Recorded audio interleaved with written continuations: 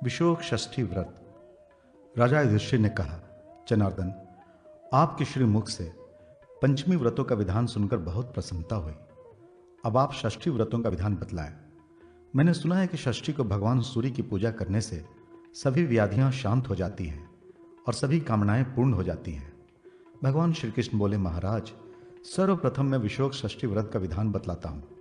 इस तिथि को उपवास करने से मनुष्य को कभी शोक नहीं होता।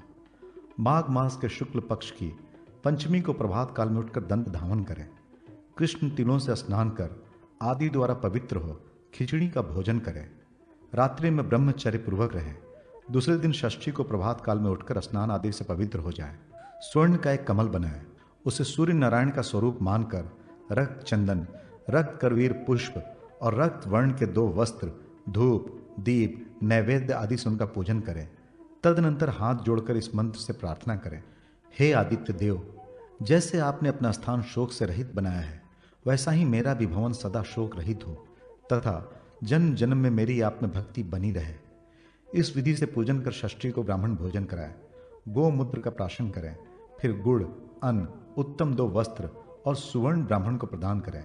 सप्तमी को मौन होकर तेल और लवण रहित भोजन करें और पुराण भी श्रवण करें।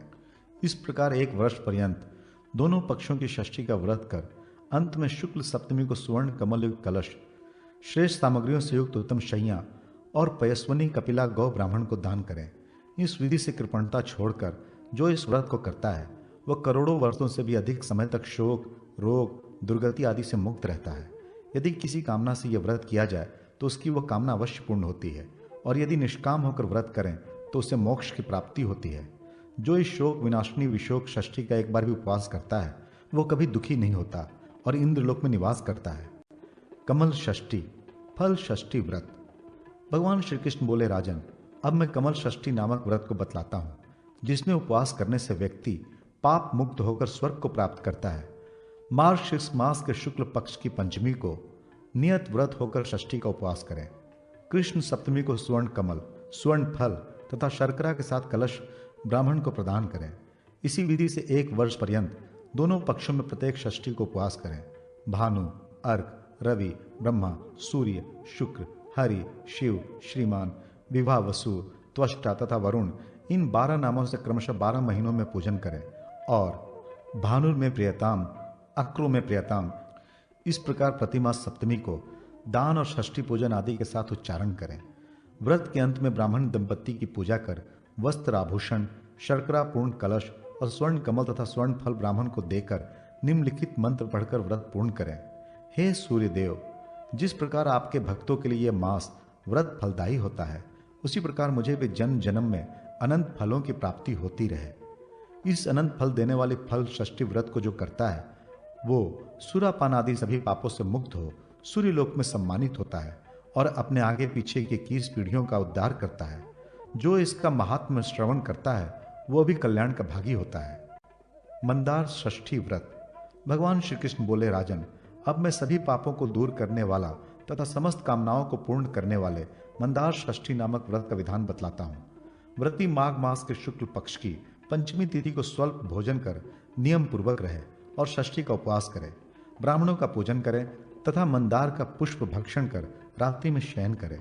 षष्ठी को प्रातः काल उठकर स्नान आदि करे तथा ताम्र पत्र में काले तिलों से एक अष्टदल कमल बनाए। उस पर हाथ में कमल लिए भगवान सूर्य के सुवर्ण की प्रतिमा स्थापित करें। 8 सोने के अर्क पुष्पों से तथा गंधादि उपचारों से अष्टदल कमल के दलों में पूर्वादि क्रम से भगवान सूर्य का नाम मंत्रों द्वारा इस प्रकार पूजा करें। ओम भास्कराय नमः से पूर्व दिशा में, ओम सूर्याय नमः से अग्नि कोण में, ओम अर्काय नमः से दक्षिण में, ओम अरिमणे नमः से नेतृत्व में, ओम वसुधात्रे नमः से पश्चिम में, ओम चंडभानुवे नमः से वायव्य में, ओम पुष्णे नमः से उत्तर में, ओम आनंदाय नमः से ईशान कोण में तथा उस कमल की मध्यवर्ती कर्णिका में ओम सर्वात्मने पुरुषाय नमः। ये कहकर शुक्ल वस्त्र, नैवेद्य तथा माल्य एवं फलादि सभी उपचारों से भगवान सूर्य का पूजन करें। सप्तमी को पूर्वाभिमुख मौन होकर तेल तथा लवण भक्षण करें। इस प्रकार प्रत्येक मास की शुक्ल षष्ठी को व्रत कर सप्तमी को पारण करें। वर्ष के अंत में वही मूर्ति कलश के ऊपर स्थापित कर यथाशक्ति वस्त्र, गौ, सुवर्ण आदि ब्राह्मण को प्रदान करें और दान करते समय यह मंत्र पढ़ें। हे मंदार भवन, मंदार नाथ भगवान सूर्य, आप हम लोगों का इस संसार रूपी पंख से उद्धार कर दें, आपको नमस्कार है। इस विधि से जो मंदार षष्ठी का व्रत करता है वह सभी पापों से मुक्त होकर एक कल्प तक सुखपूर्वक स्वर्ग में निवास करता है, और जो इस विधान को पढ़ता है अथवा सुनता है वो भी सभी पापों से मुक्त हो जाता है। ललिताष्ठी व्रत का विधि। भगवान श्री कृष्ण बोले, राजन, भाद्रपद मास के शुक्ल पक्ष की षष्ठी को यह व्रत होता है। उस दिन उत्तम रूप, सौभाग्य और संतान की इच्छा रखने वाली स्त्री को चाहिए कि वो नदी में स्नान करे, फिर वस्त्र का मंडप बनाकर उसमें दीप प्रज्वलित करे। मंडप में वह बांस का बालूकामय पात्र स्थापित कर उसमें बालूकामी तपोवन निवासिनी भगवती ललिता गौरी का ध्यान कर पूजन करे और उस दिन उपवास रहे। तदनंतर चंपक, करवीर, अशोक, मालती, नीलोत्पल, केतकी तथा तगर पुष्प, इनमें से प्रत्येक की 108 या 28 पुष्पांजलि अक्षतों के साथ मंत्र से दे। इस प्रकार से पूजन करने के पश्चात तरह तरह के सोहाल, मोदक आदि पकवान, कुष्मांड, ककड़ी, बिल्व, करेला, बैगन, करंज आदि फल भगवती ललिता को निवेदित करे और धूप, दीप, वस्त्राभूषण आदि भी समर्पित करें। इस विधि से पूजन कर रात्रि को जागरण करें तथा गीत नृत्य आदि उत्सव करें। दूसरे दिन प्रातः गीत वाद्य सहित मूर्ति को नदी के समीप ले जाएं। वहां पूजन कर पूजन सामग्री ब्राह्मण को निवेदित कर दें और भगवती ललिता की बालूकामी मूर्ति को नदी में विसर्जित कर दें। घर आकर हवन करें और देवता, पितर, मनुष्य तथा सुवासिनी स्त्रियों का पूजन करें। 15 कुमारी कन्याओं को और उतने ही ब्राह्मणों को अनेक प्रकार के स्वादिष्ट भोजनों से संतुष्ट कर दक्षिणा प्रदान करें और ललिता प्रीतियुक्ता अस्तु ये कहकर उन्हें विदा करें। जो पुरुष अथवा स्त्री इस ललिता षष्ठी व्रत को करते हैं उन्हें संसार में कोई पदार्थ दुर्लभ नहीं रहता। व्रत करने वाले स्त्री बहुत काल पर्यंत सुख सौभाग्य से संपन्न रहकर अंत में गौरी लोक में निवास करती है। कुमार षष्ठी व्रत की कथा। भगवान श्री कृष्ण बोले, भरत सप्तम महाराज युधिष्ठिर, मार्गशीर्ष मास के शुक्ल पक्ष की षष्ठी तिथि समस्त पाप नाशनी, धन धान्य तथा शांति प्रदायिनी एवं अति कल्याणकारिणी होती है। उस दिन कार्तिकेय ने तारकासुर का वध किया था, इसलिए षष्ठी तिथि स्वामी कार्तिकेय को बहुत प्रिय है। इस दिन किया हुआ स्नान, दान आदि कर्म अक्षय होता है। दक्षिण देश में स्थित कार्तिकेय का जो इस तिथि में दर्शन करता है वो निसंदेह ब्रह्म हत्यादि पापों से मुक्त हो जाता है। इसलिए इस तिथि में कुमार स्वामी को सोने, चांदी अथवा मिट्टी की मूर्ति बनवाकर पूजा करनी चाहिए। अपराह्न में स्नान तथा आचमन कर पद्मासन लगाकर बैठ जाए और स्वामी कुमार का एकाग्र चित्त से ध्यान करें। इस दिन उपवास पूर्वक मंत्र पढ़ते हुए इनके मस्तक पर कलश से अभिषेक करें। इस प्रकार अभिषेक कर भगवान सूर्य का पूजन करें। तदनंतर गंध, पुष्प, धूप, नैवेद्य आदि उपचारों द्वारा कृतिका पुत्र कार्तिकेय की मंत्र से पूजा करें। दक्षिण देशोत्पन्न अन्न, फल और मलय चंदन भी चढ़ाएं। इसके बाद स्वामी कार्तिकेय की परम प्रिय छाग, कुक्कुट, कलापयुक्त मयूर तथा उनकी माता भगवती पार्वती, इनका प्रत्यक्ष पूजन करें अथवा इनकी स्वर्ण की प्रतिमा बनाकर पूजन करें। पूजन के अनंतर पूर्वक देव, सेनापति तथा स्कंद आदि नाम मंत्रों से आज्य युक्त तीनों से हवन करें। अनंतर फल भक्षण कर भूमि पर कुशा के शैया पर शयन करें। क्रमशः 12 महीनों में नारियल, बिजोरा नींबू, नारंगी, कटहल, जंबीर, दाड़िम, द्राक्षा, आम्र, बिल्व, आमलक, ककड़ी तथा केला, इन फलों का भक्षण करें। ये फल उपलब्ध ना हो तो उस काल में उपलब्ध फलों का सेवन करें। प्रातःकाल सोने के बने छाग अथवा कुक्कुट को सेनानी प्रियताम ऐसा कहकर ब्राह्मण को दें।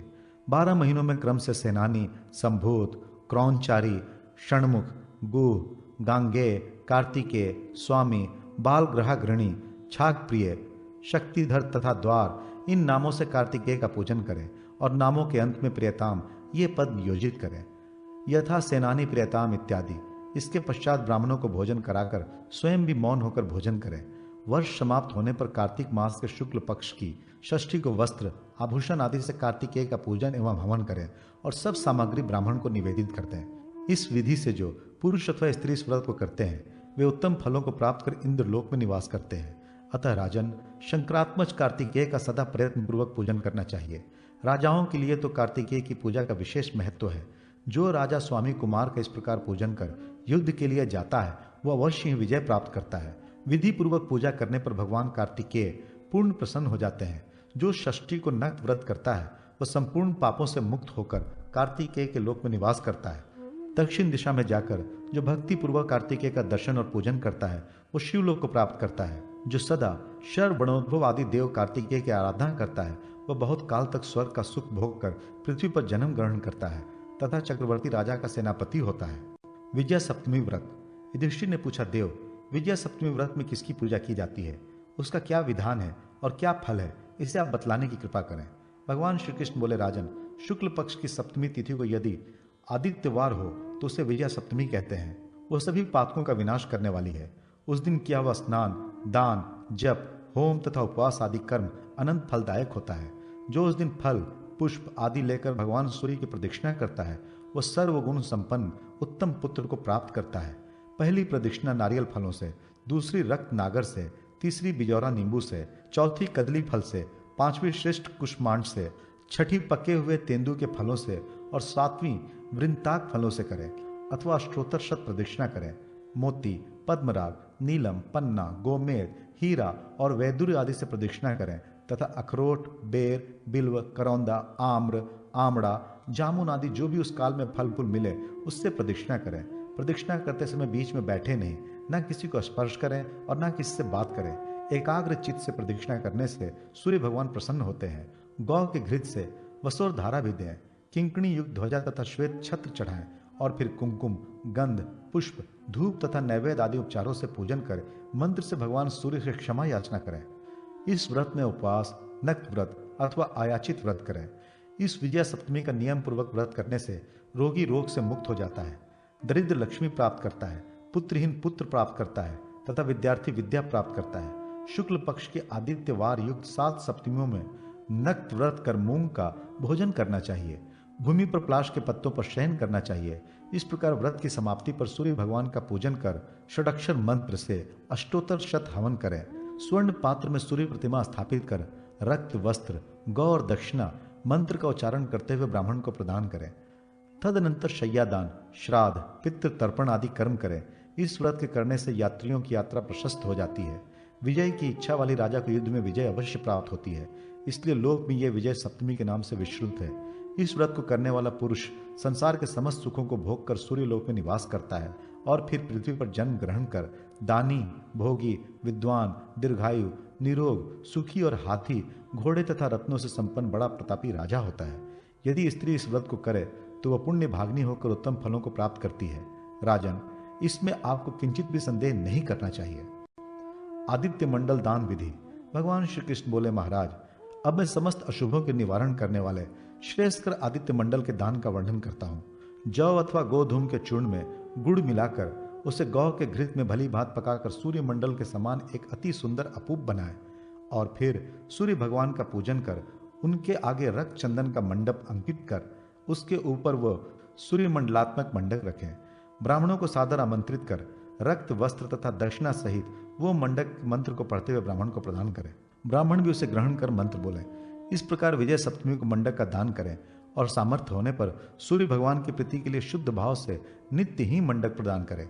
इस विधि से जो मंडक का दान करता है वह भगवान सूर्य के अनुग्रह से राजा होता है और स्वर्ग लोक में भगवान सूर्य की तरह सुशोभित होता है। व्रत सप्तमी व्रत। महाराज युधिष्ठिर ने कहा, भगवान, धन, सौख्य तथा समस्त मनोवांछित कामनाओं को प्रदान करने वाली किसी सप्तमी व्रत का आप वर्णन करें। भगवान श्री कृष्ण बोले, राजन, उत्तरायण के व्यतीत हो जाने पर शुक्ल पक्ष में पुरुषवाची नक्षत्र में आदित्यवार को सप्तमी तिथि व्रत ग्रहण करें। धान, तिल, जौ, उड़द, मूंग, गेहूं, मधु, निंद भोजन, मैथुन, कांस पात्र में भोजन, तैलाभ्यंग, अंजन और शिला पर पिसी हुई वस्तु, इन सब का षष्ठी तिथि को प्रयोग ना करें। इन पदार्थों का षष्ठी के दिन परित्याग कर केवल चना का भोग करें और देवता, मुनि तथा पीतर इन सब का तर्पण कर भगवान सूर्य का पूजन करें। घृत युक्त तिल और जौ का हवन कर भगवान सूर्य का ध्यान करता हुआ भूमि पर शयन करें। इस विधि से जो 1 वर्ष तक व्रत करता है वह अपने सभी मनोवांछित फल को प्राप्त कर लेता है। कुक्कुट मरकटी व्रत कथा। मुक्ताभरण सप्तमी व्रत कथा। भगवान श्री कृष्ण बोले, महाराज युधिष्ठिर, एक बार महर्षि लोमेश मथुरा आए और वहां मेरे माता पिता देवकी वसुदेव ने उनकी बड़ी श्रद्धा से आवभगत की। फिर वे प्रेम से बैठकर अनेक प्रकार की कथाएं कहने लगे। उन्होंने उसी प्रसंग में मेरी माता से कहा, देवकी, कंस ने तुम्हारे बहुत से पुत्रों को मार डाला है, अतः तुम मृत वत्सा एवं दुख भागनी बन गई हो। इस प्रकार से प्राचीन काल में चंद्रमुखी नाम की एक सुलक्षणा रानी भी मृत वत्सा एवं दुखी हो गई थी, परंतु उसने एक ऐसे व्रत का अनुष्ठान किया जिसके प्रभाव से वह जीवित पुत्रा हो गई। इसलिए देवकी, तुम भी उस व्रत के अनुष्ठान के प्रभाव से वैसी हो जाओगी, इसमें संशय नहीं। माता देवकी ने उनसे पूछा, महाराज, वो चंद्रमुखी रानी कौन थी? उसने सौभाग्य और आरोग्य की वृद्धि करने वाला कौन सा व्रत किया था जिसके कारण उसकी संतान जीवित हो गई? आप मुझे भी वह व्रत बतलाने की कृपा करें। लोमश मुनि बोले, प्राचीन काल में अयोध्या में नहुष नाम के एक प्रसिद्ध राजा थे। उन्हीं की महारानी का नाम चंद्रमुखी था। राजा के पुरोहित की पत्नी मनमानिका से रानी चंद्रमुखी की बहुत प्रीति थी। एक दिन वो दोनों सखियां स्नान करने के लिए सरीर तट पर गईं। उस समय नगर की और भी बहुत सी स्त्रियां वहां स्नान करने आई हुई थी। उन सब स्त्रियों ने स्नान कर एक मंडल बनाया और उसमें शिव पार्वती की प्रतिमा चित्रित कर गंध, पुष्प, अक्षत आदि से भक्ति पूर्वक यथाविधि उनकी पूजा की। अनंतर उन्हें प्रणाम कर जब वे सभी अपने घर जाने लगी, तब महारानी चंद्रमुखी तथा पुरोहित की स्त्री मनमानिका ने उनसे पूछा, देवियों, तुम लोगों ने किसकी और किस उद्देश्य से पूजा की है? इस पर वे कहने लगे, हम लोगों ने भगवान शिव एवं भगवती पार्वती की पूजा की है और उनके प्रति आत्मसमर्पण कर ये स्वर्ण सूत्र में धागा भी हाथ में धारण किया है। हम सब जब तक प्राण रहेंगे तब तक इसे धारण किए रहेंगी और शिव पार्वती का पूजन भी किया करेंगी। ये सुनकर उन दोनों ने भी यह व्रत करने का निश्चय किया और वे अपने घर आ गई तथा नियम से व्रत करने लगी। परंतु कुछ समय बाद रानी चंद्रमुखी प्रमादवश व्रत करना भूल गई और सूत्र भी न बांध सकी। इसी कारण मरने के अनंतर वो वानरी हुई। पुरोहित की स्त्री का भी व्रत भंग हो गया, इसलिए मरकर वो कुकुटी हुई। उन योनियों में भी उनकी मित्रता और पूर्व जन्म की स्मृतियां बनी रही। कुछ काल के अनंतर दोनों की मृत्यु हो गई। फिर रानी चंद्रमुखी तो मालव देश के पृथ्वीनाथ नामक राजा की मुख्य रानी और पुरोहित अग्निमील की स्त्री मनमानिका उसी राजा के पुरोहित की पत्नी हुई। रानी का नाम ईश्वरी और पुरोहित की स्त्री का नाम भूषणा था। भूषणा को अपने पूर्व जन्मों का ज्ञान था। उसके 8 उत्तम पुत्र हुए, परंतु रानी ईश्वरी को बहुत समय के बाद एक पुत्र उत्पन्न हुआ जो रोगग्रस्त था। इसी कारण थोड़े ही समय बाद उसकी मृत्यु हो गई। तब दुखी हो भूषणा अपनी सखी रानी ईश्वरी को आश्वासन देने उनके पास आई। भूषणा के बहुत से पुत्रों को देखकर ईश्वरी के मन में ईर्ष्या उत्पन्न हो गई। फलस्वरूप रानी ईश्वरी ने धीरे धीरे भूषणा के सभी पुत्र मरवा डाले, परंतु भगवान शंकर के अनुग्रह से वे मरकर भी पुनः जीवित उठे। तब ईश्वरी ने भूषणा को अपने यहाँ बुलवाया और उससे पूछा, सखी, तुमने ऐसा कौन सा पुण्य कार्य किया है जिसके कारण तुम्हारे मरे हुए पुत्र जीवित हो जाते हैं और तुम्हारे बहुत से चिरंजीवी पुत्र उत्पन्न हुए? मुक्ता आदि आभूषणों से रहित होने पर भी कैसे तुम सदा सुशोभित रहती हो? भूषणा ने कहा, सखी, मुक्ताभरण सप्तमी व्रत का विलक्षण महात्म्य है। भाद्रपद मास के शुक्ल पक्ष की सप्तमी को किए जाने वाले इस व्रत में स्नान कर एक मंडल बनवाकर उसमें शिव पार्वती का पूजन करें और शिव को दोरक के हाथ में धारण करें अथवा चांदी सोने की अंगूठी बनवाकर अंगुली में पहने। उस दिन उपवास करें, बाद में व्रत का उद्यापन करें। उद्यापन के दिन शिव पार्वती का मंडल में पूजन कर वह अंगूठी ताम्र के पात्र में रखकर ब्राह्मण को दे दे तथा यथाशक्ति ब्राह्मण भोजन भी कराए।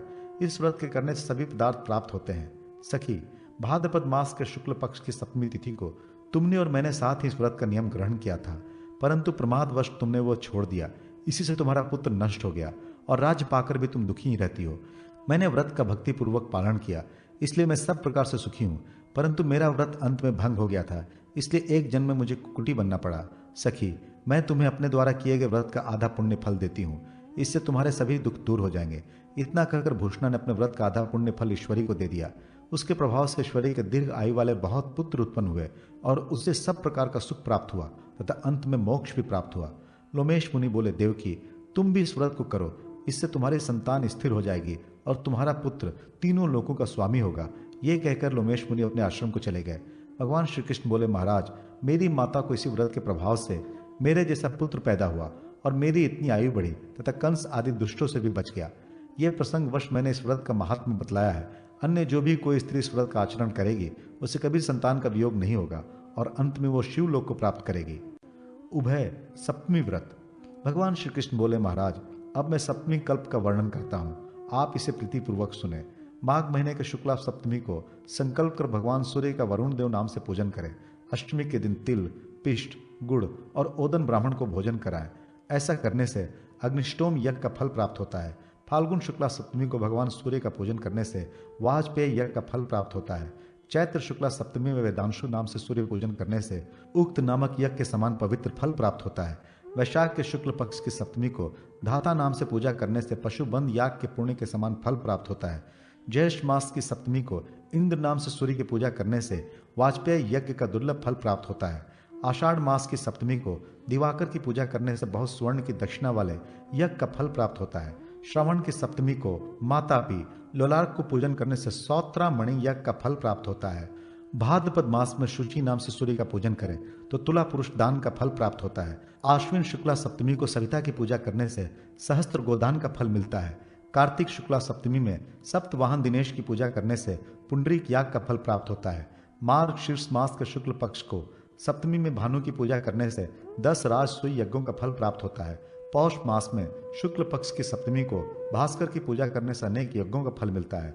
इसी प्रकार प्रत्येक मास के कृष्ण पक्ष की सप्तमी को भी उन नामों से पूजा करनी चाहिए। महाराज, इस प्रकार 1 वर्ष तक व्रत और पूजन कर उद्यापन करें। पवित्र भूमि पर 1 हाथ, 2 हाथ अथवा 4 हाथ रक्त चंदन का मंडल बनाकर उसमें सिंदूर और गेरू का सूर्य मंडल बनाए। कमल आदि रक्त पुष्पों, शलक्की वृक्ष के गोंद आदि से निर्मित धूप तथा अनेक प्रकार के नैवेद्यों से भगवान सूर्य का पूजन करें। अन्न तथा स्वर्ण से भरे कलशों को उनके सामने स्थापित करें। फिर अग्नि संस्कार कर तिल, घृत, गुड़ और आग की समिधाओं से आ कृष्णन इस मंत्र से 1000 आहुति दे। अनंतर 12 ब्राह्मणों को रक्त वस्त्र, 1 स्वत्सा गौ, छतरी, जूता, दक्षिणा और भोजन देकर क्षमा प्रार्थना करें। बाद में स्वयं भी मौन होकर भोजन करें। इस विधि से जो सप्तमी व्रत करता है वो निरोग, कुशल वक्ता, रूपवान और दीर्घायु होता है। जो पुरुष सप्तमी के दिन उपवास कर भगवान सूर्य का दर्शन करता है वो सभी पापों से मुक्त होकर सूर्य लोक में निवास करता है। ये उभय सप्तमी व्रत संपूर्ण अशुभों को दूर कर आरोग्य एवं सूर्य लोक प्राप्त कराने वाला है, ऐसा देवर्षि नारद का कहना है। कल्याण सप्तमी व्रत की विधि। महाराज युधिष्ठिर ने कहा, भगवान, यदि इस संसार सागर से पार उतरने वाला तथा स्वर्ग, आरोग्य एवं सुख प्रदायक कोई व्रत हो तो आप उसे भी बतलाने की कृपा करें। भगवान श्री कृष्ण बोले, राजन, जिस शुक्ला सप्तमी को आदित्यवार हो उसे विजया सप्तमी या कल्याण सप्तमी कहते हैं। यह तिथि महापुण्यमयी है। इस दिन प्रातःकाल गो दुग्ध युक्त जल से स्नान कर शुक्ल वस्त्र धारण कर अक्षतों से अति सुंदर एक कर्णिका युक्त अष्टदल कमल बनाए तथा पूर्वादि 8 दलों में क्रमशः पूर्व दिशा में ओम तपनाय नमः, अग्निकोण में ओम मार्तंडाय नमः, दक्षिण दिशा में ओम दिवाकराय नमः, नेतृत्व कोण में ओम विधात्रे नमः, पश्चिम दिशा में ओम वरुणाय नमः, वाव्य कोण में ओम भास्कराय नमः, उत्तर दिशा में ओम विकर्तनाय नमः तथा ईशान कोण में ओम रविये नमः, इस प्रकार से नाम मंत्रों द्वारा कर्णिकाओं में सभी उपचारों से पूजन करें। शुक्ल वस्त्र, फल, भक्ष्य पदार्थ, धूप, पुष्पमाला, गुड़ और लवण से नमस्कारांत इन नाम मंत्रों से वेदी के ऊपर पूजा करें। इसके बाद व्याविध होम कर यथाशक्ति ब्राह्मण भोजन कराएं। गुरु को स्वर्ण सहित तिल पात्र दान करें। दूसरे दिन प्रातः उठकर नित्य क्रिया से निवृत्त हो ब्राह्मणों के साथ घृत एवं पायस से बने पदार्थों का भोजन करें। इस प्रकार 1 वर्ष तक भगवान सूर्य का पूजन एवं व्रत कर उद्यापन करें। जल, कलश, घृत पात्र, सुवर्ण वस्त्र, आभूषण और स्वत्सा गौ ब्राह्मण को दे। इतनी शक्ति ना हो तो गोदान करे। जो इस कल्याण सप्तमी व्रत को करता है अथवा महात्म्य को पढ़ता या सुनता है वो सभी पापों से मुक्त होकर सूर्य लोक में निवास करता है। शर्करा सप्तमी व्रत की विधि। भगवान श्री कृष्ण बोले, धर्मराज, अब मैं सभी पापों को नष्ट करने वाला तथा आयु, आरोग्य एवं अनंत ऐश्वर्य प्रदान करने वाला शर्करा सप्तमी व्रत का वर्णन करता हूँ। वैशाख मास के शुक्ल पक्ष की सप्तमी को श्वेत तिलों से युक्त जल से स्नान कर शुक्ल वस्त्रों को धारण करें तथा वेदी के ऊपर कुमकुम से कर्णिका सहित अष्टदल कमल की रचना करें और सवित्रे नमः इस नाम मंत्र से गंध पुष्प आदि से सूर्य की पूजा करें। जल पूर्ण कलश के ऊपर शक्कर से भरा पूर्ण पात्र स्थापित करें। उस कलश को रक्त वस्त्र, श्वेत माला आदि से अलंकृत करें। साथ ही वहां एक स्वर्ण निर्मित अश्व भी स्थापित करें। तदनंतर भगवान सूर्य का आवाहन कर इस मंत्र से उनका पूजन करें। हे भगवान सूर्यदेव, ये सारा विश्व एवं सभी देवता आपके ही स्वरूप है। इस कारण आपको ही वेदों का तत्वज्ञ एवं अमृत सर्वस्व कहा गया है। हे सनातन देव, आप मेरी रक्षा करें। तदनंतर सौर सूक्त का जप करें अथवा सौर पुराण का श्रवण करें। अष्टमी को प्रातः उठकर स्नान आदि नित्य क्रिया संपन्न कर भगवान सूर्य का पूजन करें। तत्पश्चात सारी सामग्री वेद वेता ब्राह्मण को देकर शर्करा, घृत और पायस से यथाशक्ति ब्राह्मण भोजन कराएं। स्वयं भी मौन होकर तेल और लवण रहित भोजन करें। इस विधि से प्रति मास व्रत करके वर्ष पूरा होने पर यथाशक्ति उत्तम शैया, दूध देने वाली गाय, शर्करा पूर्ण घट, गृहस्थ के उपकरणों से युक्त मकान तथा अपनी सामर्थ्य के अनुकूल 1000 अथवा 100 अथवा 5 निष्ठ सोने का बना हुआ एक अश्व ब्राह्मण को दान करें। भगवान सूर्य के मुख से अमृत पान करते समय जो अमृत बिंदु गिरे उनसे शाली, मूंग और इक्षु उत्पन्न हुए। शर्करा इक्षु का सार है, इसलिए हव्य कव्य में शर्करा का उपयोग करना भगवान सूर्य को अति प्रिय है एवं यह शर्करा अमृत रूप है। यह शर्करा सप्तमी व्रत अश्वमेघ यज्ञ का फल देने वाला है। इस व्रत के करने से संतान की वृद्धि होती है तथा समस्त उपद्रव शांत हो जाते हैं। इस व्रत को करने वाला व्यक्ति एक कल्प स्वर्ग में निवास कर अंत में मोक्ष प्राप्त करता है। कमल सप्तमी व्रत। भगवान श्री कृष्ण बोले, महाराज अब मैं कमल सप्तमी व्रत का वर्णन करता हूँ, जिसका नाम लेने मात्र से ही भगवान सूर्य प्रसन्न हो जाते हैं। बसंत ऋतु में शुक्ल पक्ष की सप्तमी को प्रातःकाल पीली सरसों युक्त जल से स्नान करें। एक पात्र में तिल रखकर उसमें स्वर्ण का कमल बनाकर स्थापित करें और उससे भगवान सूर्य की भावना कर 2 वस्त्रों से आवृत कर तथा गंध पुष्पादि उपचारों से पूजा कर प्रार्थना करें। तदनंतर वस्त्र, माला तथा अलंकारों से सुसज्जित उस उदक कुंभ को प्रतिमा सहित ब्राह्मण की पूजा कर प्रदान कर दें। दूसरे दिन अष्टमी को यथाशक्ति ब्राह्मणों को भोजन कराएं और स्वयं भी तेल आदि से रहित विशुद्ध भोजन करें। इसी प्रकार वर्ष पर्यंत प्रत्येक मास की शुक्ल सप्तमी को भक्ति पूर्वक व्रत करें। व्रत की समाप्ति पर भक्ति पूर्वक स्वर्ण कमल, स्वर्ण की पयस्विनी गौ, अनेक पात्र, आसन, दीप तथा अन्य सामग्रियां ब्राह्मण को दान में दें। इस विधि से जो कमल सप्तमी का व्रत करता है वह अनंत लक्ष्मी को प्राप्त करता है और सूर्यलोक में प्रसन्न होकर निवास करता है। कल्प कल्प भर 7 लोकों में निवास करता हुआ अंत में परम गति को प्राप्त करता है। शुभ सप्तमी व्रत की विधि। भगवान श्री कृष्ण बोले, राजन अब मैं एक दूसरी सप्तमी का वर्णन कर रहा हूँ। वो शुभ सप्तमी कहलाती है। इसमें उपवास कर व्यक्ति रोग, शोक तथा दुखों से मुक्त हो जाता है। इस पुण्यप्रद व्रत में अश्वनी मास में शुक्ल पक्ष की सप्तमी तिथि को स्नान करके पवित्र हो ब्राह्मणों द्वारा स्वस्ति वाचन कराएं। तदनंतर गंध, माल्य तथा अनुलेपन आदि से भक्ति पूर्वक कपिला गौ का निम्नलिखित मंत्र से पूजन करें। देवी, आप सूर्य से उत्पन्न हुई हैं और संपूर्ण लोकों की आश्रय दात्री हैं। आपका शरीर सुशोभन मंगलों से युक्त है। आपको मैं समस्त सिद्धियों की प्राप्ति के निमित्त नमस्कार करता हूँ। तत्पश्चात ताम्र पात्र में एक सेर तिल रखकर उस पर वृषभ की स्वर्ण प्रतिमा स्थापित करें और उसकी वस्त्र, माल्य, गुड़ आदि से पूजा करें। सायं काल में अर्यमा प्रेताम ये कहकर सब सामग्री भक्ति पूर्वक ब्राह्मण को निवेदित करें। रात्रि में पंचगव्य का प्राशन करें तथा भूमि पर ही मात्सर्य रहित होकर शयन करें। प्रातः भक्ति पूर्वक ब्राह्मणों को पूजा आदि से संतुष्ट करें। प्रत्येक मास में 2 वस्त्र, स्वर्ण में वृषभ और गौ आदि का पूजन पूर्वक दान करें। संवत्सर के अंत में ईख, गुड़, वस्त्र, पात्र, आसन, गदा, तकिया आदि से समन्वित शैया, एक सेर तिल से पूर्ण ताम्र पात्र, 100 वर्ण वृषभ, विश्वात्मा प्रियताम कहकर वेदज्ञ ब्राह्मण को दान करें। इस विधि से शुभ सप्तमी व्रत करने वाला व्यक्ति जन्म जन्म में विमल कीर्ति एवं श्री प्राप्त करता है और देवलोक में पूजित तथा प्रलय पर्यंत गुणाधीप होता है। एक कल्प के अनंतर वह पृथ्वी पर जन्म लेकर 7 द्वीपों का चक्रवर्ती सम्राट होता है। ये पुण्यदायिनी शुभ सप्तमी सहस्त्रों ब्रह्म हत्या और सैकड़ों भ्रूण हत्या आदि पापों का नाश करती है। इस शुभ सप्तमी के महात्म को जो पढ़ता है अथवा क्षण भर भी सुनता है वो शरीर छूटने पर विद्याधरों का अधिपति होता है। सप्तमी स्नपन व्रत और उसकी विधि। महाराज युधिष्ठिर ने पूछा, प्रभो, मनुष्य को अपने मन में उद्भूत उद्वेग तथा खेद खिन्नता और अपनी दरिद्रता की निवृत्ति के लिए अद्भुत शांति के निमित्त कौन सा धर्म कृत करना चाहिए? मृत वत्सा स्त्री को जिसके बच्चे पैदा होकर मर जाते हैं अपनी संतति की रक्षा और दुस्वप्नादि की शांति के लिए क्या करना चाहिए?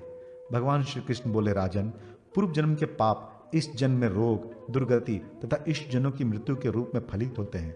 उनके विनाश के लिए मैं कल्याणकारी सप्तमी स्नपन नामक व्रत का वर्णन कर रहा हूँ। ये लोगों की पीड़ा का विनाश करने वाला है। जहाँ दूध में शिशुओं, वृद्धों, आतुरों और नवयुवकों की आकस्मिक मृत्यु होती देखी जाती है, वहीं उसकी शांति के लिए इस मृत वत्साभिषेक को बतला रहा हूँ। ये समस्त अद्भुत उत्पातों, उद्वेगों और चित्त भ्रमों का भी विनाशक है। वराह कल्प के वह वस्वत मनवंतर में सतयुग में है वंशीय क्षत्रियों के कुल की शोभा बढ़ाने वाला कृतवीर्य नामक एक राजा हुआ था। उसने 77,000 वर्ष तक धर्म और नीति पूर्वक समस्त प्रजाओं का पालन किया। उसके 100 पुत्र थे जो च्यवन मुनि के शाप से दग्ध हो गए। फिर राजा ने भगवान सूर्य की विधि पूर्वक उपासना प्रारंभ की।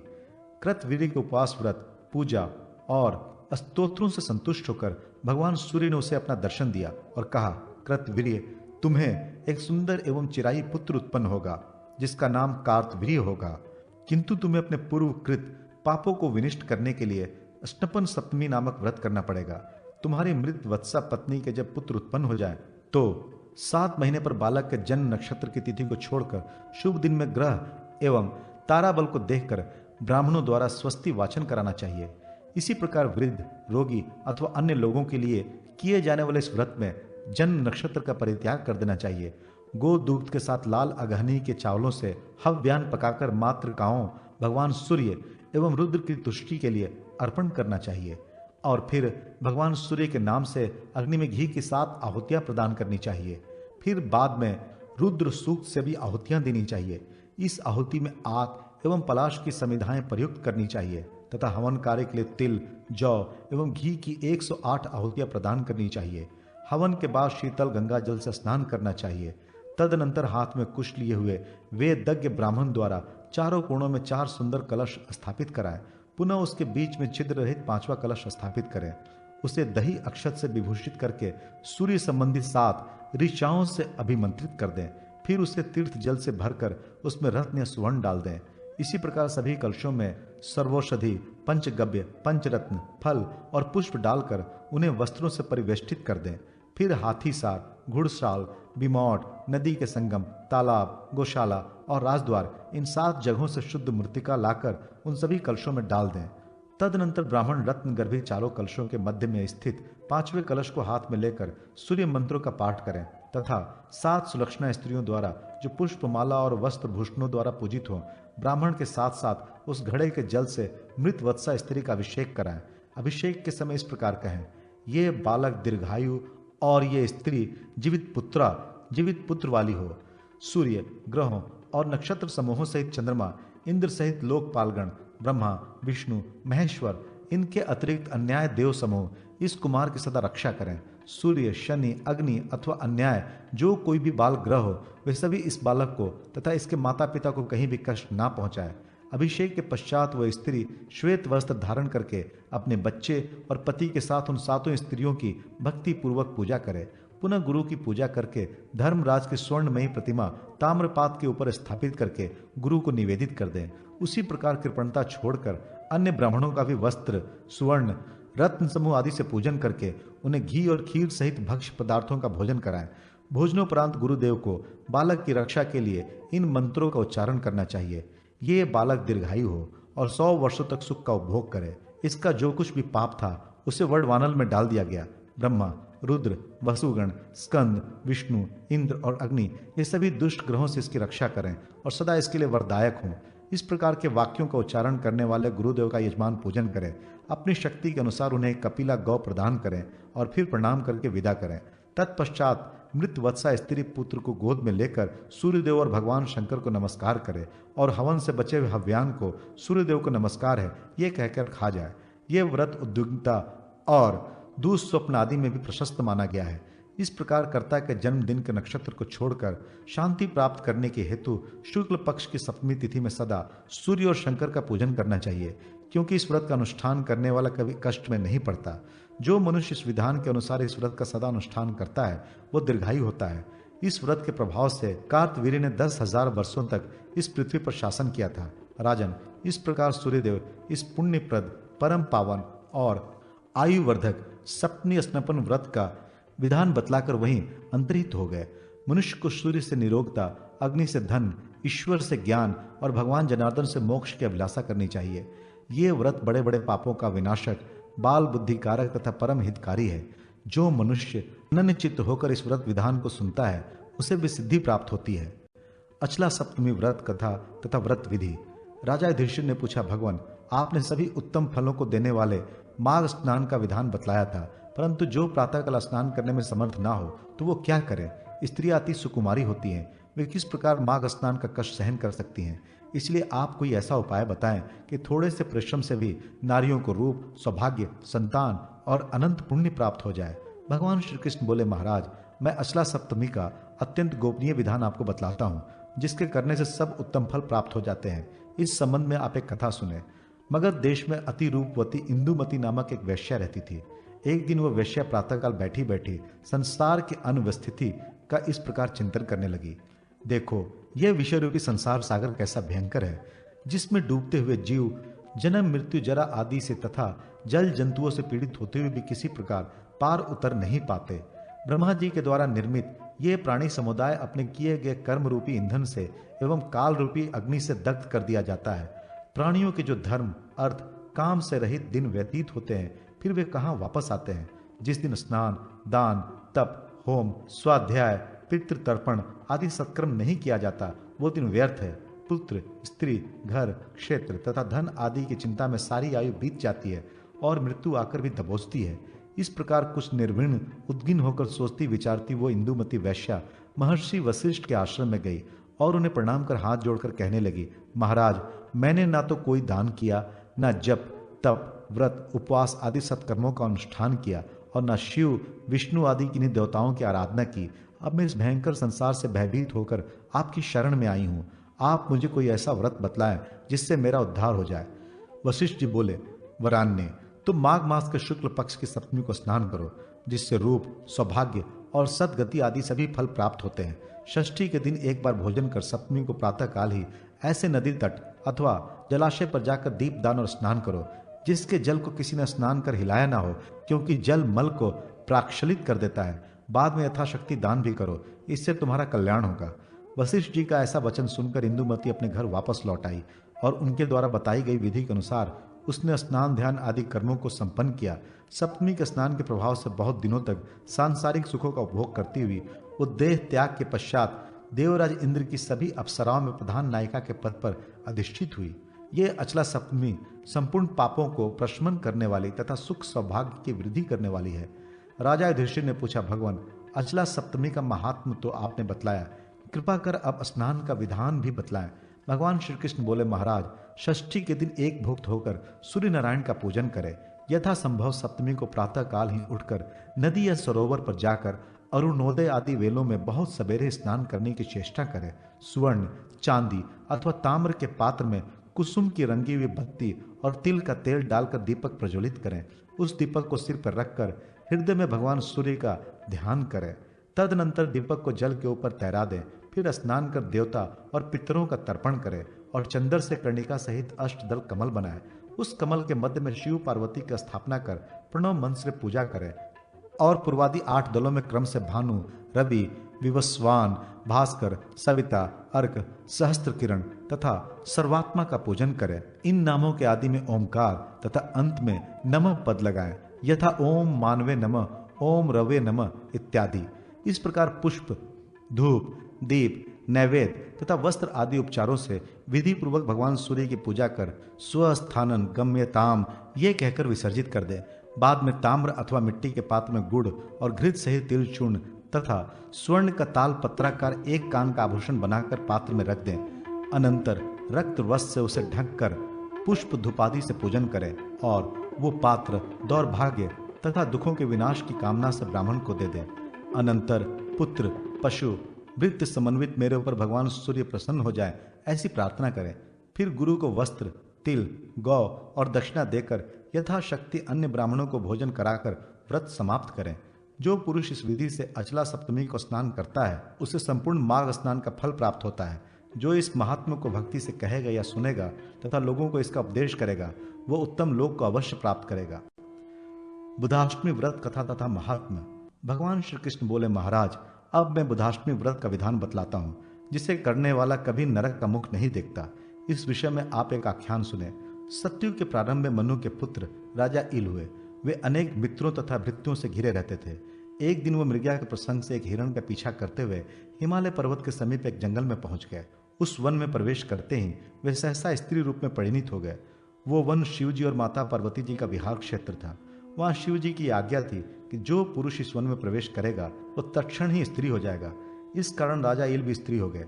अब वे स्त्री रूप में वन में विचार करने लगे।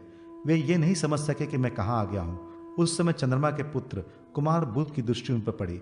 उसके उत्तम रूप पर आकृष्ट हो बुध ने उसे अपनी स्त्री बना लिया। इला से एक पुत्र उत्पन्न हुआ जिसका नाम पुरुरवा था। पुरुरवा से ही चंद्र वंश का प्रारंभ हुआ। जिस दिन बुध ने इला से विवाह किया, उस दिन अष्टमी तिथि थी, इसलिए बुधाष्टमी जगत में पूज्य हुई। यह बुधाष्टमी संपूर्ण पापों का प्रशमन तथा उपद्रवों का नाश करने वाली है। राजन, अब मैं आपको एक दूसरी कथा सुना रहा हूं। विदेह राजाओं की नगरी मिथिला में निमि नामक एक राजा थे। वे शत्रुओं द्वारा लड़ाई के मैदान में मार डाले गए। उनकी स्त्री का नाम था उर्मिला। उर्मिला जब राजच्युत एवं निराश्रित हो इधर उधर घूमने लगी, तब अपने बालक और कन्या को लेकर वह अवंती देश चली गई और वहां एक ब्राह्मण के घर में कार्य कर अपना निर्वाह करने लगी। वह विपत्ति से पीड़ित थी। गेहूं पीसते समय वह थोड़े से गेहूं चुरा कर रख लेती और उसी से क्षुधा से पीड़ित अपने बच्चों का पालन करती। कुछ समय बाद उर्मिला का देहांत हो गया। उर्मिला का बड़ा पुत्र बड़ा हो गया। वह अवंती से मिथिला आया और पिता के राज्य को पुनः प्राप्त कर शासन करने लगा। उसकी बहन श्यामला विवाह योग्य हो गई थी। वह अत्यंत रूपवती थी। अवंती देश के राजा धर्मराज ने उसके उत्तम रूप की चर्चा सुनकर उसे अपनी रानी बना लिया। एक दिन धर्मराज ने अपनी प्रिया श्यामला से कहा, वैधी नंदिनी, तुम और सभी कामों को तो करना, परंतु ये 7 स्थान जिनमें ताले बंद है, इनमें तुम कभी मत जाना। श्यामला ने बहुत अच्छा कहकर पति की बात मान ली, परंतु उसके मन में कुतूहल बना रहा। एक दिन जब धर्मराज अपने किसी कार्य में व्यस्त थे, तब श्यामला ने एक मकान का ताला खोलकर देखा कि उसकी माता उर्मिला को अति भयंकर यमदूत बांधकर तप्त तेल के कड़ाह में बार बार डाल रहे हैं। लज्जित होकर श्यामला ने वो कमरा बंद कर दिया। फिर दूसरा खोला तो देखा कि वहां भी उसकी माता को यमदूत शिला के ऊपर रखकर पीस रहे हैं और माता चिल्ला रही है। इसी प्रकार उसने तीसरे कमरे को खोलकर देखा कि यमदूत उसकी माता के मस्तक में लोहे की कील ठोक रहे हैं। इसी तरह चौथे में अति भयंकर श्वान उसका भक्षण कर रहे हैं। 5वें में लोहे के संदर्भ से उसे पीड़ित कर रहे हैं। 6ठे में कोल्हू के बीच ईख के समान पेरी जा रही है और 7वें स्थान पर ताला खोलकर देखा तो वहां भी उसकी माता को हजारों कृमि भक्षण कर रहे हैं और वो रुधिर आदि से लथपथ हो रही है। ये देखकर श्यामला ने विचार किया कि मेरी माता ने ऐसा कौन सा पाप किया जिससे वो इस दुर्गति को प्राप्त हुई। ये सोचकर उसने सारा वृत्तांत अपने पति धर्मराज को बतलाया। धर्मराज बोले, प्रिय, मैंने इसीलिए कहा था कि ये 7 ताले कभी न खोलना, नहीं तो तुम्हें वहां पश्चाताप होगा। तुम्हारी माता ने संतान के स्नेह से ब्राह्मण के गेहूं चुराए थे। क्या तुम इस बात को नहीं जानती हो जो तुम मुझसे पूछ रही हो? यह सब उसी कर्म का फल है। ब्राह्मण धन स्नेह से भी भक्षण करे तो भी 7 कुल अधोगति को प्राप्त होते हैं, और चुराकर खाए तो जब तक चंद्रमा और तारे हैं तब तक नरक से उद्धार नहीं होता। जो गेहूं उसने चुराए थे वही कृमि बनकर उसका भक्षण कर रहे हैं। श्यामला ने कहा, महाराज, मेरी माता ने जो कुछ भी पहले किया वो सब मैं जानती हूँ, फिर भी अब आप कोई ऐसा उपाय बतलाएं जिससे मेरी माता का नरक से उद्धार हो जाए। इस पर धर्मराज ने कुछ समय विचार किया और कहने लगे, प्रिय, आज से 7 जन्म पूर्व तुम भी ब्राह्मणी थी। उस समय तुमने अपनी सखियों के साथ जो बुधाष्टमी का व्रत किया था, यदि उसका फल तुम संकल्प पूर्वक अपनी माता को दे दो तो इस संकट से उसकी मुक्ति हो जाएगी। यह सुनते ही श्यामला ने स्नान कर अपने व्रत का पुण्य फल संकल्प पूर्वक माता के लिए दान कर दिया। व्रत के फल के प्रभाव से उसकी माता भी उसी क्षण दिव्य देह धारण कर विमान में बैठकर अपने पति सहित स्वर्ग लोक को चली गई और बुध ग्रह के समीप स्थित हो गई। राजन, अब इस व्रत के विधान को भी आप सावधान होकर सुने। जब जब शुक्ल पक्ष की अष्टमी को बुधवार पड़े तो उस दिन एक भुक्त व्रत करना चाहिए। पूर्वाह्न में नदी आदि में स्नान करें और वहां से जल से भरा नवीन कलश लाकर घर में स्थापित कर दें। उसमें सोना छोड़ दें और बांस के पात्र में पकवान भी रखें। 8 बुधाष्टमियों का व्रत करें और 8 में क्रमशः ये 8 पकवान मोदक, फेनी, घी का पूप, वटक, श्वेत, कसार से बने पदार्थ, सुहालक, खांड युक्त अशोक वर्तिका और फल, पुष्प तथा फेनी आदि अनेक पदार्थ बुध को निवेदित कर बाद में स्वयं भी अपने इष्ट मित्रों के साथ भोजन करें। साथ ही बुधाष्टमी की कथा भी सुने। बिना कथा सुने भोजन ना करें। बुध की 1 मासे 8 रत्ती 1 मासा या आधे मासे की स्वर्णा की प्रतिमा बनाकर गंध, पुष्प, नैवेद्य, पीत वस्त्र तथा दक्षिणा आदि से उसका पूजन करें। पूजन के मंत्र इस प्रकार हैं: ओम बुधाय नमः, ओम सुमत्मजाय नमः, ओम दुर्बुद्धि नाशनाय नमः, ओम सुबुद्धि प्रदाय नमः, ओम तारा जाताय नमः, ओम सोम ग्रहाय नमः तथा ओम सर्व सौख्य प्रदाय नमः। तदनंतर निम्नलिखित मंत्र पढ़कर मूर्ति के साथ साथ वो भोज्य सामग्री तथा अन्य पदार्थ ब्राह्मण को दान कर दें। ब्राह्मण भी मूर्ति आदि ग्रहण कर मंत्र पढ़ें। इस विधि से जो बुधाष्टमी का व्रत करता है वो 7 जन्म तक जाति स्मर होता है। धन, धान्य, पुत्र, पौत्र, दीर्घ आयुष्य एवं ऐश्वर्य आदि संसार के सभी पदार्थों को प्राप्त कर अंत समय में नारायण का स्मरण करता हुआ तीर्थ स्थान में प्राण त्याग करता है और प्रलय पर्यंत स्वर्ग में निवास करता है। जो इस विधान को सुनता है वो भी ब्रह्म हत्यादि पापों से मुक्त हो जाता है। श्री कृष्ण जन्माष्टमी व्रत की कथा एवं विधि। राजा युधिष्ठिर ने कहा, अच्युत, आप विस्तार से अपने जन्मदिन जन्माष्टमी व्रत का विधान बतलाने की कृपा करें। भगवान श्री कृष्ण बोले, राजन, जब मथुरा में कंस मारा गया उस समय माता देवकी मुझे अपनी गोद में लेकर रोने लगी। पिता वासुदेव भी मुझे तथा बलदेव जी को आलिंगित कर गदंग वाणी से कहने लगे, आज मेरा जन्म सफल हुआ, जो मैं अपने दोनों पुत्रों को कुशल से देख रहा हूं। सौभाग्य से आज हम सभी एकत्र मिल रहे हैं। हमारे माता पिता को अति हर्षित देखकर बहुत से लोग वहां एकत्र हुए और मुझसे कहने लगे, भगवान, आपने बहुत बड़ा काम किया जो इस दुष्ट कंस को मारा। हम सभी इससे बहुत पीड़ित थे। आप कृपा कर यह बतलाएं कि आप माता देवकी के गर्भ से कब आविर्भूत हुए थे। हम सब उस दिन महोत्सव मनाया करेंगे। आपको बार बार नमस्कार है। हम सब आपकी शरण में हैं। आप हम सभी पर प्रसन्न होइए। उस समय पिता वासुदेव जी ने भी मुझसे कहा था कि अपना जन्मदिन इन्हें बता दो। तब मैंने मथुरा निवासी जनों को जन्माष्टमी व्रत का रहस्य बतलाया और कहा, पूर्ववासियों, आप लोग मेरे जन्मदिन को विश्व में जन्माष्टमी के नाम से प्रसारित करें। प्रत्येक धार्मिक व्यक्ति को जन्माष्टमी का व्रत अवश्य करना चाहिए। जिस समय सिंह राशि पर सूर्य और वृष राशि पर चंद्रमा था, उस भाद्रपद मास के कृष्ण पक्ष की अष्टमी तिथि को अर्धरात्रि में रोहिणी नक्षत्र में मेरा जन्म हुआ। वासुदेव जी के द्वारा माता देवकी के गर्भ से मैंने जन्म लिया। यह दिन संसार में जन्माष्टमी नाम से विख्यात होगा।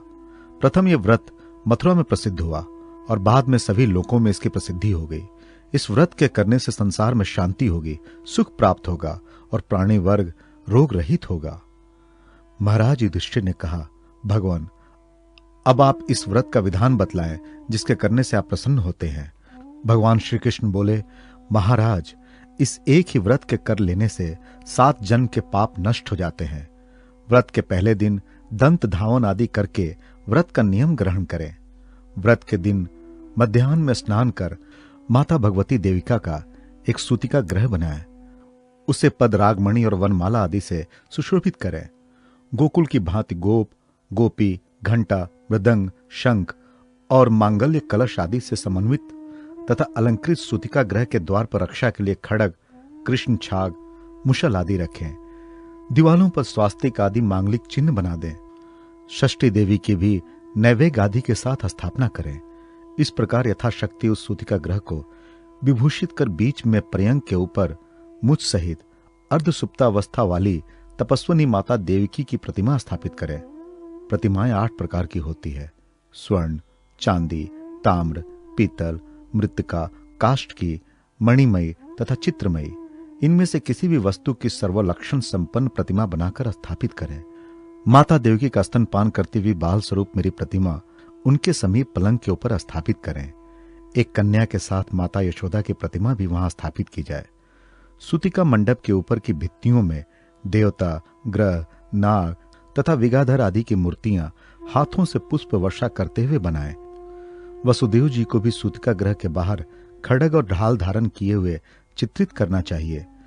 वसुदेव जी महर्षि कश्यप के अवतार हैं और देवकी माता अदिति की। बलदेव जी शेषनाग के अवतार हैं। नंद बाबा दक्ष प्रजापति के, यशोदा दिति की और गर्ग मुनि ब्रह्मा जी के अवतार हैं। कंस काल नेमिका अवतार है। कंस के पहरेदारों को सूतिका ग्रह के आसपास निद्रा अवस्था में चित्रित करना चाहिए। गौ, हाथी आदि तथा नास्ती गाती हुई अप्सराओं और गंधर्वों की प्रतिमा भी बनाए। एक और कालिये नाग को यमुना के हृदय में स्थापित करें। इस प्रकार अत्यंत रमणीय नव सूतिका ग्रह में देवी देवका का स्थापन कर भक्ति से गंध, पुष्प, अक्षत, धूप, नारियल, दाडिम, ककड़ी, बीजपुर, सुपारी, नारंगी तथा पनस आदि जो फल उस देश में उस समय प्राप्त हों, उन सब से पूजन कर माता देवकी की इस प्रकार प्रार्थना करें। जिनके चारों ओर किन्नर आदि अपने हाथों में वेणु तथा वीणा वाघों के द्वारा स्तुति गान कर रहे हों और जो अभिषेक पात्र, आदर्श, मंगलमय कलश तथा चंवर हाथों में लिए श्रेष्ठ मुनि गणों द्वारा सेवित हैं तथा जो कृष्ण जन्नी भली भात बिछे हुए पलंग पर विराजमान हैं, उन कमनीय स्वरूप वाली सुवदना देव माता अदिति स्वरूपा देवी देविकी की जय हो। उस समय यह ध्यान करें कि कमलासन लक्ष्मी देविकी के चरण दबा रही हो। उन देवी लक्ष्मी की नमो दैव्य महादैव्य शिवाय सतंत नमः इस मंत्र से पूजा करें। इसके बाद ओम देवके नमः, ओम वासुदेवाय नमः, ओम बलभद्राय नमः, ओम श्री कृष्णाय नमः, ओम सुभद्राय नमः, ओम नंदाय नमः तथा ओम यशोदाय नमः, इन नाम मंत्रों से सबका अलग अलग पूजन करें। कुछ लोग चंद्रमा के उदय हो जाने पर चंद्रमा को अर्घ्य प्रदान कर हरि का ध्यान करते हैं। उन्हें मंत्रों से हरि का ध्यान करना चाहिए। मंत्रों से भगवान श्री हरि का ध्यान करके योगेश्वराय, योग संभवाय, योग पतये, गोविंदाय नमो नमः, इस मंत्र से प्रतिमा को स्नान कराना चाहिए। अनंतर योगेश्वराय, यज्ञ संभवाय, यज्ञ पतये, गोविंदाय नमो नमः, इस मंत्र से अनुलेपन, अर्घ्य, धूप, दीप आदि अर्पण करें। तदनंतर विश्वाय विश्वेश्वराय, विश्व संभवाय, विश्व पतये, गोविंदाय नमो नमः, इस मंत्र से नैवेद्य निवेदित करें। दीप अर्पण करने का मंत्र इस प्रकार है: धर्मेश्वराय, धर्म पतये, धर्म संभवाय, गोविंदाय नमो नमः। इस प्रकार वेदी के ऊपर रोहिणी सहित चंद्रमा, वसुदेव देवकी, नंद, यशोदा और बलदेव जी की पूजन करें। इससे सभी पापों से मुक्ति हो जाती है। चंद्रोदय के समय इस मंत्र से चंद्रमा का अर्घ्य प्रदान करें। आधी रात को गुड़ और घी से वसुधारा की आहुति देकर षष्ठी देवी की पूजा करें। उसी क्षण नामकरण आदि संस्कार भी करने चाहिए। नवमी के दिन प्रातःकाल मेरे ही समान भगवती का भी उत्सव करना चाहिए। इसके अनंतर ब्राह्मणों को भोजन कराकर कृष्णों में प्रियताम कहकर यथाशक्ति दक्षिणा देनी चाहिए और मंत्र भी पढ़ना चाहिए। इसके बाद ब्राह्मणों को विदा करें और ब्राह्मण कहे, शांतिरस्तु शिवम चास्तु। धर्मनंदन, इस प्रकार जो मेरा भक्त पुरुष अथवा नारी देवी देवकी की इस महोत्सव को प्रतिवर्ष करता है, वो पुत्र, संतान, आरोग्य, धन धान्य, सद्ग्रह, दीर्घ आयुष्य और राज्य तथा सभी मनोरथों को प्राप्त करता है। जिस देश में ये उत्सव किया जाता है, वहां जन्म मरण, आवागमन की व्याधि, अवृष्टि तथा इति भांति आदि का कभी भय नहीं रहता। मेघ समय पर वर्षा करते हैं। पांडु पुत्र, जिस घर में यह देवकी व्रत किया जाता है, वहां अकाल मृत्यु नहीं होती और ना गर्भपात होता है तथा वैधव्य, सौभाग्य एवं कलह नहीं होता। जो एक बार भी इस व्रत को करता है, वो विष्णु लोक को प्राप्त होता है। इस व्रत के करने वाले संसार के सभी सुखों को भोग कर अंत में विष्णु लोक में निवास करते हैं। दुर्वा की उत्पत्ति एवं दुर्वाष्टमी व्रत का विधान। भगवान श्री कृष्ण बोले, महाराज, भाद्रपद मास के शुक्ल पक्ष की अष्टमी तिथि को अत्यंत पवित्र दुर्वाष्टमी व्रत होता है। जो पुरुष इस पुण्य दुर्वाष्टमी व्रत का श्रद्धापूर्वक व्रत करता है, उसके वंश का क्षय नहीं होता। दुर्वा के अंकुरों की तरह उसके कुल की वृद्धि होती रहती है। महाराज युधिष्ठिर ने पूछा, लोकनाथ, ये दुर्वा कहां से उत्पन्न हुई, कैसे चिराई हुई तथा यह क्यों पवित्र मानी गई और लोक में वंद तथा पूज्य कैसे हुई, इसे भी बताने की कृपा करें।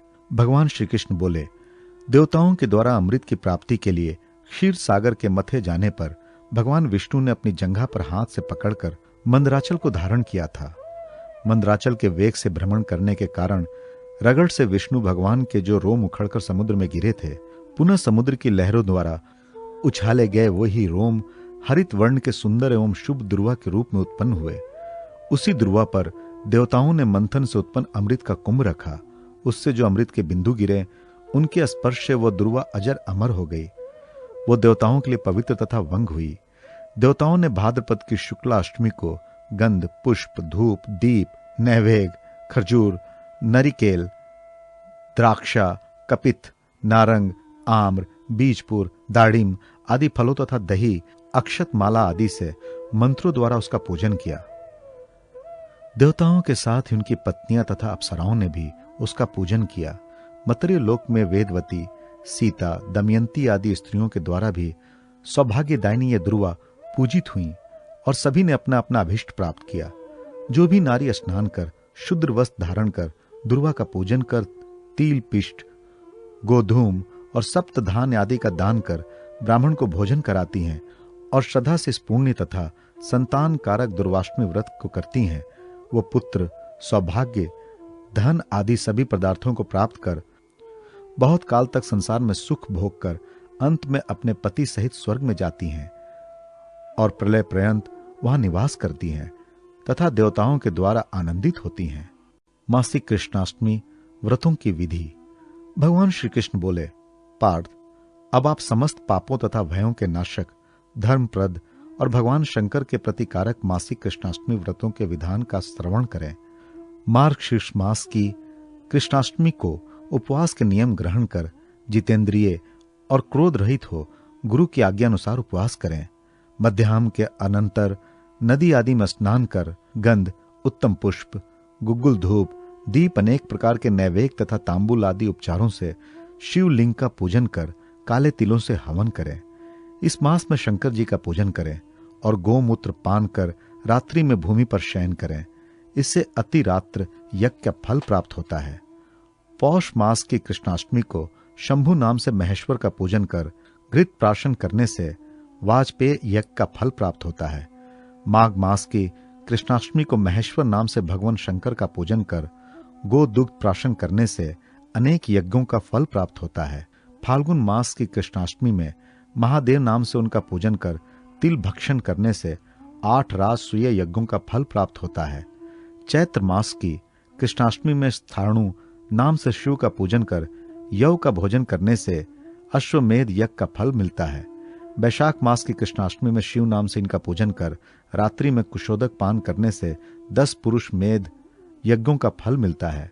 ज्येष्ठ मास की कृष्णाष्टमी में पशुपति नाम से भगवान शंकर का पूजन कर गोश्रृंग जल का पान करने से लाख गोदान का फल मिलता है। आषाढ़ मास की कृष्णाष्टमी में उग्र नाम से शंकर का पूजन कर गोमय प्राशन करने वाले 10 लाख वर्ष से भी अधिक समय तक रुद्रलोक में निवास करता है। श्रावण मास की कृष्णाष्टमी में शर्व नाम से भगवान शंकर की पूजा कर रात्रि में अर्घ प्राशन करने से बहुत सा सुवर्ण दान किए जाने वाले यज्ञों का फल मिलता है। भाद्रपद मास की कृष्णाष्टमी में त्र्यंबक नाम से इनकी पूजा कर एवं विल्व पत्र का भक्षण करने से अन्न दान का फल मिलता है। अश्विन मास की कृष्णाष्टमी में भव नाम से भगवान शंकर का यजन कर तंडु लोदन का पान करने से 100 पुंडरी यज्ञों का फल प्राप्त होता है। इसी प्रकार कार्तिक मास की कृष्णाष्टमी में रुद्र नाम से भगवान शंकर की भक्ति से पूजा कर रात्रि में दही का प्राशन करने से अग्निष्टोम यज्ञ का फल प्राप्त होता है। इस प्रकार 12 महीने शिव जी की पूजन कर अंत में शिव भक्त ब्राह्मणों को घृत शंकरायुक्त पायस भोजन कराएं तथा यथाशक्ति सुवर्ण वस्त्र आदि उनको देकर प्रसन्न करें।